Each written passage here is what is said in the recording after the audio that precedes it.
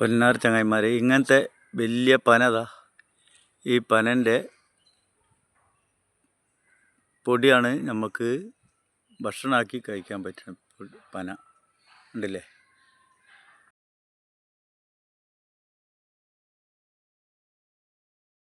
പൊന്നാർ ചങ്ങായിമാരെ കണ്ടില്ലേ, ആ പന എടുത്തിട്ട് ഈ വലിയ കഷ്ണം ചീന്തിട്ട് ഇതേപോലെ ആക്കിയിട്ട് പിന്നെ ഇങ്ങനെ തറയ്ക്കണതാ. ഒരുപാട് പണിയുണ്ട്. അത് പൊടിയായി കിട്ടണമെങ്കിൽ ചില്ലറ പണിയല്ല. കണ്ടില്ലേ, ഇത് തൊഴിലുറപ്പിൻ്റെ ആൾക്കാരല്ല കേട്ടോ.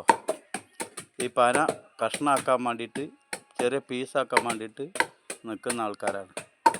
ഒരുപാട് ആൾക്കാരെ അധ്വാനത്തിൻ്റെ ഫലമാണ് ഈ ഇപ്പം ഞാൻ കാണിച്ചു തരാം. ഈ പൊടിയായി കിട്ടുന്നത് ഇതാ.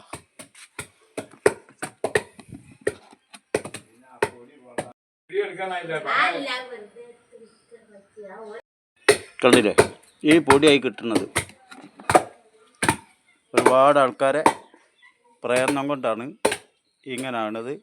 ഇതാ പനയുടെ പൊടി ആവശ്യമുള്ളവരിതാ ഈ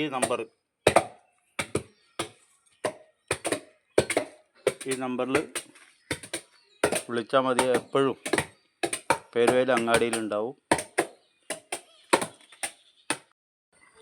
ഇതാ ഈ പൊടി ഇതാ ഇതേപോലെ ഒരു പാത്രത്തിൽ തുണി വെച്ച്,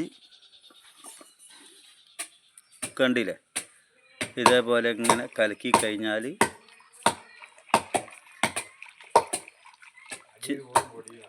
കനം കുറഞ്ഞ പൊടികൾ അടിയിലേക്ക് വെള്ളത്തിൽ ഊറും. ബാക്കിയുള്ള ഈ ചണ്ടികൾ കോരി ഒഴിവാക്കും.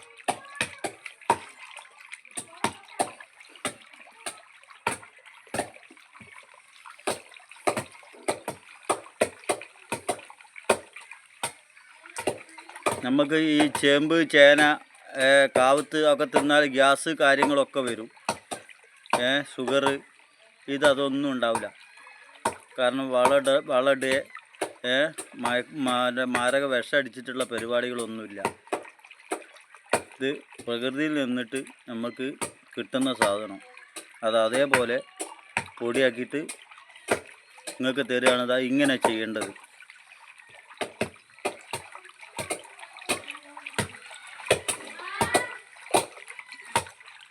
അപ്പോൾ അടിയിൽ നേരെ പൊടി ഊറിയിട്ട് വരും.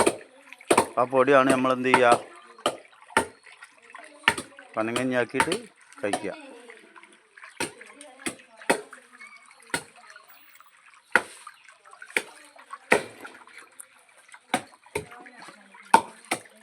ഇനി കൂടുതൽ അഭിപ്രായങ്ങൾ നമുക്ക് ഇതിൻ്റെ ആളോട് ചോദിക്കാം.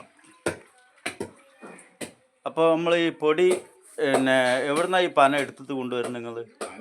ഓരോ സ്ഥലം പോവുക, പന കൊള്ളുക. ഈ ഏരിയ തന്നെ, അല്ലാതെ വേറെ വിട്ടാടി പോവില്ല. പെരുവയിൽ തന്നെ ഏരിയയിൽ പോയിട്ട് നമ്മൾ പന എടുക്കുക, പന മുറിച്ച് കൊണ്ടുവരിക. അത് നല്ല ഒരുപാട് പണിയല്ലേ, വലിയ വണ്ണുള്ള ഒരു പനൊക്കെ മുറിക്കാന്ന് പറഞ്ഞാൽ. റോഡ് മേല് കഷ്ണാക്കി എത്തണമെങ്കിൽ 10,000 മേലെ കൊടുത്തു.